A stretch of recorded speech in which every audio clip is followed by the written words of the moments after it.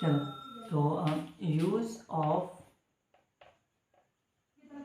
beside and besides, use of beside and besides। तो आज हम यूज पढ़ेंगे beside and besides का। तो beside and besides का, beside का मतलब बगल, beside का मतलब बगल, और besides का मतलब अलावा। ठीक है, beside का मतलब बगल और besides का मतलब अलावा। ठीक, बगल माने कि किसी वस्तु के बगल में कोई दूसरी वस्तु, किसी वस्तु के बगल में कोई दूसरी वस्तु, तो हम किसका यूज करेंगे? बिसाइड का। जब किसी वस्तु के बगल में दूसरी वस्तु हो तो किसका यूज करते हैं? तो बिसाइड का यूज करते हैं। ठीक है, बिसाइड मतलब बगल, और बिसाइड्स का मतलब अलावा। यानी कि एक वस्तु तो है, एक वस्तु तो है, इस वस्तु के अलावा कोई दूसरी वस्तु, कोई दूसरी वस्तु भी दी जाए। एक वस्तु दी गई है और इस वस्तु के अलावा जब कोई दूसरी वस्तु भी मौजूद हो या दी गई हो तो हम किसका यूज करेंगे? तो हम यूज करेंगे बिसाइड्स का। ठीक है, किसका? बिसाइड्स का यूज करेंगे। कब? जब एक वस्तु के अलावा दूसरी वस्तु भी मौजूद हो तो हम किसका यूज करते हैं? बिसाइड्स का। बी साइड का यूज कब होता है? जब बी साइड का यूज तब होता है जब किसी वस्तु के बगल में, सुनो, वस्तु के बगल में दूसरी वस्तु मौजूद हो या स्थित हो, हम किसका यूज करते हैं? बी साइड का। ठीक, ये तो बात समझ आ गई। बी साइड मतलब बगल, बी साइड्स का मतलब अलावा। ठीक, ये याद रखना। बी साइड और बी साइड्स में डिफरेंट याद रखना, डिफरेंस। बी साइड मतलब बगल, बी साइड्स मतलब अलावा। ठीक है, चलो अब एक एक करके पढ़ते हैं यूज।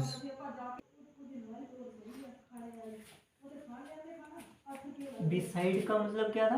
बगल। बिसाइड का मतलब क्या था? बगल। ठीक है, डिफरेंस याद रखना। बिसाइड और बिसाइड्स में डिफरेंस याद रखना। तो जैसे अब मैंने क्या बोला कि किसी वस्तु मतलब थिंग, किसी वस्तु माने थिंग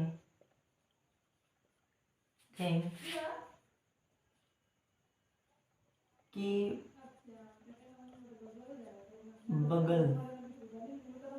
बगल में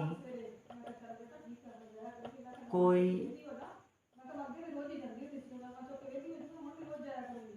दूसरी वस्तु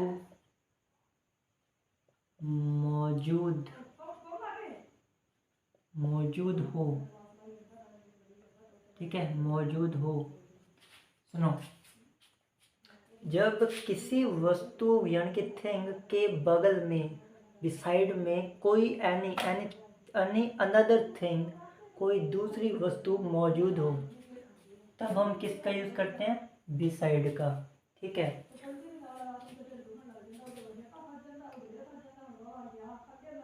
यूज ऑफ बिसाइड। ठीक है, यूज ऑफ बिसाइड। ठीक, ये बात समझ आ गई इतने कि किसी वस्तु के बगल में कोई दूसरी अनदर थिंग, दूसरी वस्तु, दूसरी यानी कि अनदर वस्तु, थिंग, अनदर थिंग मौजूद हो या क्या बोलते हैं, स्थित हो। ठीक है, मौजूद हो, स्थित हो, उपस्थित हो, तो हम क्या यूज करेंगे, प्रेजेंट बोलते हैं इसको। प्रेजेंट हो, कोई वस्तु प्रेजेंट हो, प्रेजेंट मतलब होता है उपस्थित होना, मतलब मौजूद होना। वस्तु मौजूद हो, मैं इसके बगल में लिख देता हूँ, मौजूद मतलब प्रेजेंट, प्रेजेंट हो, ठीक है। इस प्रेजेंट का क्या मतलब है, इस प्रेजेंट का मतलब है मौजूद। तो किसी वस्तु की, याद रखना, दोबारा सुनो, किसी वस्तु किसी अनदर थिंग, किसी वस्तु थिंग के बगल में कोई दूसरी वस्तु मौजूद हो या प्रेजेंट हो, तब हम किसका यूज करते हैं, बी साइड का यूज करते हैं, ठीक है।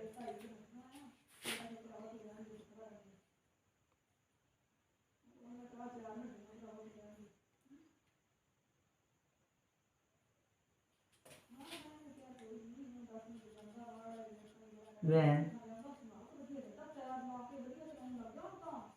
anything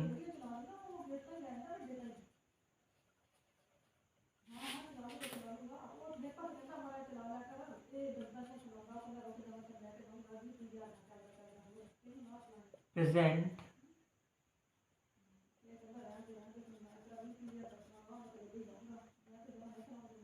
when anything present beside a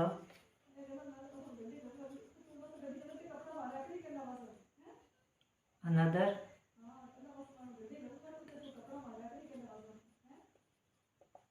thing, then we use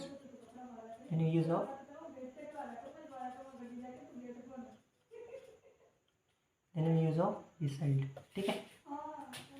English में भी लिख दिया है, हिंदी में भी लिख दिया है, ठीक है। जैसे समझना वैसे समझ लो। when anything present, मेन चीज क्या है, एक तो मीनिंग एनीथिंग, आपको ये याद रखना है।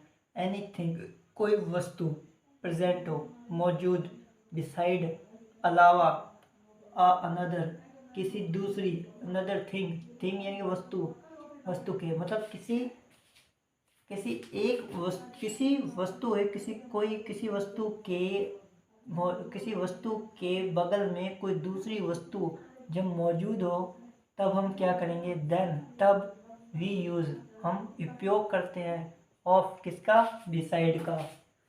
ये याद रखना, जब किसी वस्तु के बगल में कोई दूसरी वस्तु मौजूद हो, प्रेजेंट हो, तब हम किसका यूज करते हैं, बिसाइड का, ठीक है। अब कर रहे हैं एग्जाम्पल। अब सुनो इसका एग्जाम्पल, इसको देख लो सही ढंग से, इसकी परिभाषा देख लो बिसाइड की, ताकि आप बाद में डिफरेंस कर सको, ठीक है। मैं नीचे वाला मिटा देता हूँ, ऊपर वाला वैसे ही पड़ा रहेगा, ताकि हम एग्जाम्पल कर सकें, ठीक है। एग्जाम्पल करते हैं, ठीक है, चलो। तो जैसे कि एग्जाम्पल, बगल की बात की गई है, तो मैं लिखूंगा आ स्कूटर beside a कार। मैंने क्या बोला था कि कोई वस्तु जब किसी दूसरी वस्तु के बगल में मौजूद हो, तब हम किसके यूज करते हैं, बिसाइड का। किसी वस्तु के बगल में कोई दूसरी वस्तु मौजूद हो, तब हम किसका यूज कर रहे हैं, बिसाइड का। यानी कि ये देखो, ये जो ऑब्जेक्ट है आपका, ऑब्जेक्ट ये, सब्जेक्ट ये है ना, ये वो 10 से करवाया था, याद है क्या, ये सब्जेक्ट, मेन वर्ब से पहले मेन वर्ब ये है, इससे पहले सब्जेक्ट और इसके बाद में ऑब्जेक्ट, ये था। ऑब्जेक्ट के बगल में सब्जेक्ट, ऑब्जेक्ट के बगल में कौन है, सब्जेक्ट है। यानी कि मैं इस स्कूटर की तुलना कर रहा हूँ किससे, कार से, ठीक है। मतलब कार, यहाँ पे एक कार है, ठीक है, यहाँ पे एक कार है, ये कार नहीं है, लेकिन देखो यहाँ पे मान लो ये कार है, ठीक है, ये कार मान लो ये कार है। इस कार के बगल में यानी कि यहाँ पर एक स्कूटर भी मौजूद है, प्रेजेंट है। तो हम किसका यूज़ करेंगे? हम यूज़ करेंगे बी साइड का। ठीक है भाई, समझ आया कि जब बात करते हैं कि किसी वस्तु के बगल में जब कोई दूसरी वस्तु मौजूद हो, प्रेजेंट हो, उपस्थित हो, क्या कर यूज़ करेंगे? बी साइड का यूज़ करेंगे। इसके बगल में, बगल समझा, बगल, बी साइड मतलब बगल, बी साइड मतलब बगल, इसको याद रखना, बी साइड का मतलब बगल। ठीक है भाई, बगल। चलो अब कर रहे हैं सेकंड यूज समझते हैं, यूज ऑफ बी साइड से समझते हैं। ठीक, देखो भाई मैंने क्या बोला था, बी साइड्स का जब हम यूज़ करते हैं ना, बी साइड्स का, इसका जब हम यूज़ करेंगे, बी साइड मतलब अलावा। देखो पहले क्या पढ़ा? पहले पढ़ा था बी साइड, इसका मतलब बगल। एक डिफरेंस समझ लेना, बी साइड मतलब बगल और बी साइड्स का मतलब अलावा, मतलब अलावा। डिफरेंस क्या है देखो, कंफ्यूज मत होना। यहाँ ई एस लगा है, यहाँ सिर्फ ओनली बी साइड लगा है, ओनली बी साइड लगा है। इस मत देखो यहाँ ई एस लगा है, इसका मतलब ये नहीं कि ये प्लूरल हो जाएगा, ये प्लूरल हो जाएगा, ये मतलब नहीं है, ये हैगा सिंगुलर ही, लेकिन इसका जो मतलब होगा वो क्या है? अलावा होगा। और बी साइड का मतलब होगा बगल। ठीक है, ये याद रख लेना। मैंने क्या बोला? मैंने ये कहा था कि जब किसी वस्तु, किसी थिंग के अलावा कोई दूसरी अनदर थिंग भी मौजूद हो, प्रेजेंट हो, तो हम किसका यूज करते हैं? बी साइड्स का। देखो मैं यहाँ पे लिखता हूँ, when anything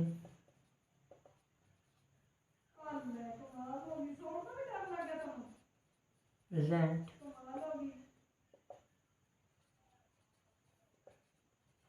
besides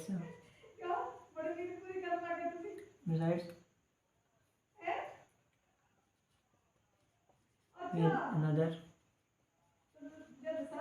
another thing,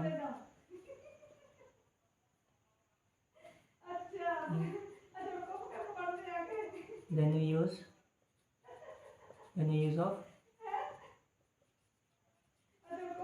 besides। देखो भाई, ठीक है, इंग्लिश में लिख दिया, हिंदी में भी लिख दिया, इसको समझो। When anything, जब कोई वस्तु, प्रेजेंट मौजूद हो, जब कोई वस्तु मौजूद हो, बिसाइड मतलब अलावा, वस्तु मौजूद हो अलावा, किसके अलावा? विद अनदर थिंग, किसी दूसरी वस्तु के अलावा। जब कोई वस्तु किसी दूसरी वस्तु के अलावा भी उपस्थित हो, प्रेजेंट हो, तब हम यूज करते हैं और बिसाइड्स, किसका? बी साइड्स का यूज करते हैं। ठीक है भाई, बिसाइड मतलब बगल, बी साइड से मतलब अलावा। ठीक है, ये याद रखना। एग्जाम्पल, जैसे मैं यहाँ पे एग्जाम्पल लिखूँ, इसका क्या एग्जाम्पल है? इसका एग्जाम्पल मैं मान लेता हूँ कि अ पेंसिल,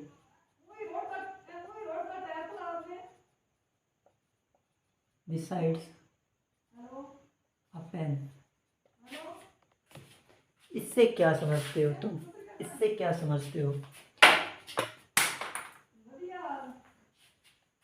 इससे ये समझा जाता है, इससे क्या समझा जाता है कि एक पेन, देखो पेंसिल एक सब्जेक्ट है, हम इसकी तुलना करेंगे किसके साथ में, ऑब्जेक्ट के साथ में। ठीक है भाई, सुनो, आप पेंसिल यानी कि इस पेन के अलावा ये जो, मान लो ये पेन है, ठीक है, मान लो ये पेन मान लो, आप अब की बार इसको पेन मानो कि ये पेन है, इस पेन के अलावा भी हमारे पास एक पेंसिल और है, यानी कि ये एक और भी ये पेंसिल हमारे पास है। ठीक, ऐसे समझो, एक स्टूडेंट है, स्टूडेंट के पास में, देखो स्टूडेंट के पास में बहुत सी चीज़ें होती हैं, स्टेशनरी की बहुत सी चीज़ें होती हैं, पेन, पेंसिल, इरेजर वगैरह, ठीक है, तो इरेजर वगैरह और वो जो स्केल वगैरह होता है, सब कुछ होता है। हम क्या कहेंगे कि उस स्टूडेंट के पास में एक पेन तो है ही, ठीक है, इस स्टूडेंट के पास में पेन तो है ही, पेन के अलावा भी एक पेंसिल और है। ये मैं मानता हूँ कि मान लो अभी ये कोई स्टूडेंट है, मैं ये मान लेता हूँ ये एक स्टूडेंट है, स्टूडेंट है, इस स्टूडेंट के पास में, इस स्टूडेंट के पास में पेन तो है ही, ठीक है, पेन तो है ही, पेन के अलावा एक पेंसिल भी है भाई, ठीक है, पेन के अलावा एक पेंसिल भी है, तो हम किसका यूज़ करेंगे, बी साइड्स का, क्योंकि अलावा की जब बात आती है तो अलावा में हम बी साइड्स का यूज़ करते हैं। ठीक है, तो एग्जाम्पल क्या है कि a pencil besides a pen, यानी कि पेन के अलावा एक पेंसिल भी मौजूद है। उल्टा पढ़ो इसको, ठीक है, पेंसिल के अलावा, पेंसिल के अलावा भी एक, सॉरी, पेन के अलावा भी एक पेंसिल मौजूद है, या आप उल्टा कर दो कि पेंसिल के अलावा भी एक पेन मौजूद है। किसी की भी तुलना कर लो, चाहे पेन की पेंसिल से तुलना कर लो, चाहे पेंसिल की पेन से तुलना कर लो, बस ये याद रखना कि यहाँ पे क्या आएगा, बी साइड्स आएगा। ठीक है, एक, ठीक, इसको कैसे समझा हमने कि एक स्टूडेंट है, इस स्टूडेंट के पास में एक पेन तो है ही, एक पेन के साथ में एक पेंसिल भी मौजूद थी, तो अलावा मतलब बिसाइड्स मतलब अलावा हो गया। ठीक है, ये बात समझ आया या नहीं आई? एक एग्जांपल और समझाऊं, बी साइड्स का एग्जांपल और समझते हैं। अब सुनो, एक और एग्जांपल देखो इसका, एक और एग्जांपल, जैसे कोई व्यक्ति है, कोई पर्सन है, ठीक है, उसके पास में एक जीप है, अ जीप,